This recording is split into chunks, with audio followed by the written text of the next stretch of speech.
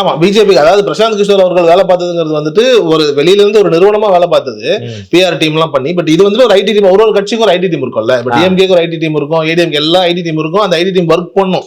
அந்த ஒரு கட்சி ரீதியா அந்த டீம் வந்துட்டு எப்படி மாணவர் இளைஞர் அணி அந்த அணி இந்த அணின்னு இருக்கோ, ஐடி அணினே இப்ப வந்துருச்சு. எல்லாருக்குமே ஒரு ஐடி டீம் இருக்குன்னு வச்சுக்கோங்களேன். அது இந்த ஒரு 4-5 ஆண்டு காலமாவே வந்துட்டு பிஜேபியா இருக்கட்டும், ஏடிஎம்கே இருக்கட்டும், இந்த 2 கட்சிகளுமே ஒரு பயணிச்ச அந்த ஒரு நிலை இருந்தா விஜய்க்கு வந்து ரொம்ப யூஸ்ஃபுல்லா இருக்கும்.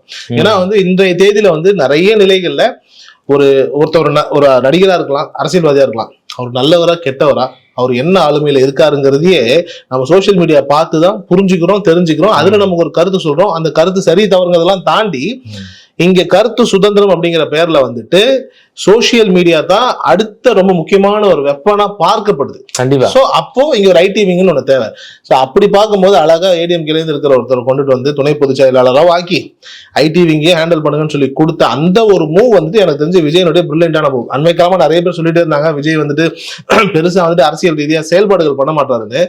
ஒரே ஒரு செயல்பாடு தான் இன்னைக்கு டக்கு டக்கு டக்குன்னு 19 போஸ்டிங், அதே மாதிரி மாவட்ட செயலாளர்கள் யார் யாருன்ற அந்த ஒரு வேலையும் பரபரப்பா நடந்துகிட்டு இருக்கு.